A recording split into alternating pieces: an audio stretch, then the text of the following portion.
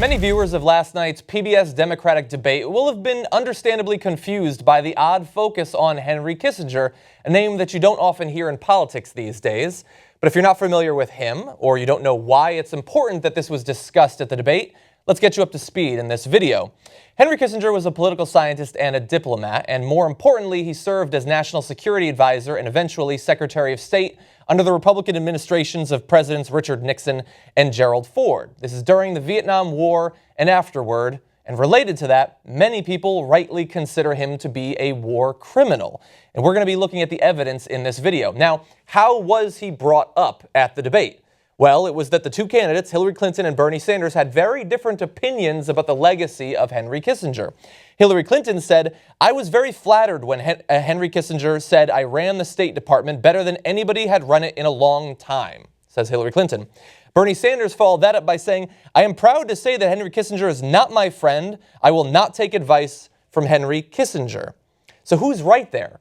Should Hillary be flattered that Henry Kissinger thinks she did a good job? Should Bernie Sanders hate Henry Kissinger's guts? Let's look at the facts. Some of the things that Henry Kissinger did as an influential member of Secretary of State and involved in national security.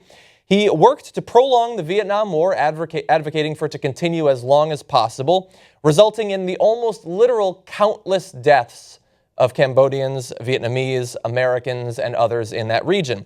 He encouraged former President Richard Nixon to wiretap and politically intimidate his enemies in politics. That was not popular across the country. Didn't hurt him too much, though. He supported the secret bombing of Cambodia and Laos, killing thousands of innocent civilians, destabilizing Cambodia, leading to a political regime that came into power and killed literally millions. He also masterminded an illegal 1973 coup in Chile and other covert, politically motivated military interventions in countries like Rhodesia, East Timor, and Argentina. But you might hear those facts and say that I'm simply spinning history in a way that makes him sound bad. Who am I to judge him?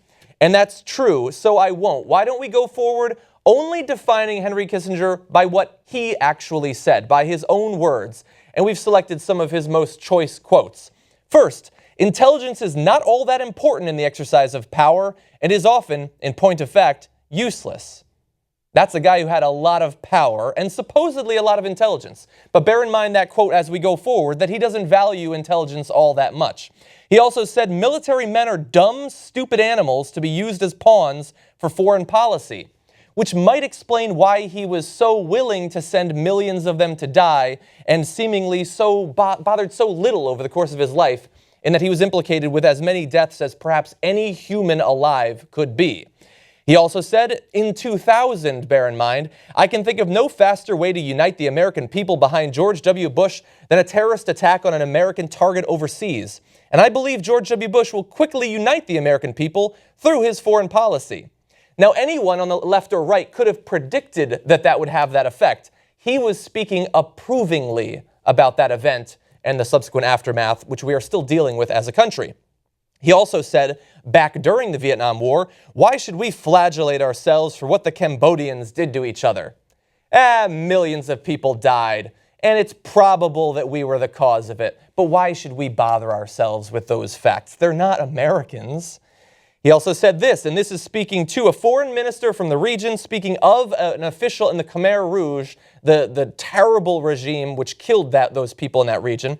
He says, "How many people did he kill? Tens of thousands?" Mr. Habib says, "Nice and quietly." And the foreign minister says, "Not more than 10,000. That's why they need food. If they'd killed everyone, they would not need salt and fish." So they were still dealing with the fact that they hadn't yet cleared the population of those regions. He then went on to say, "We would support this," speaking about working with Cambodia after that regime came to power. "You should also tell the Cambodians that we will be friends with them.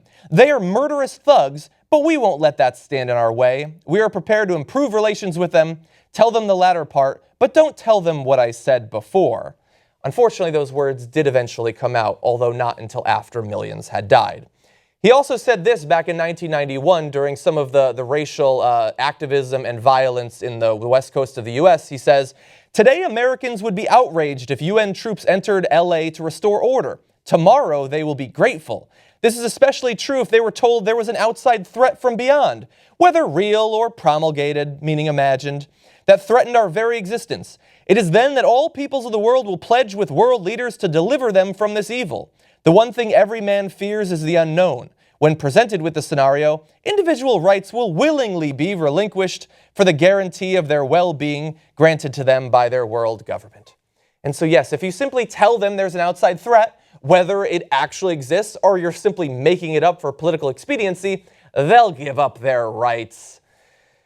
He finally said this: "The emigration of Jews from the Soviet Union is not an objective of American foreign policy. And if they put Jews into gas chambers in the Soviet Union, it is not an American concern.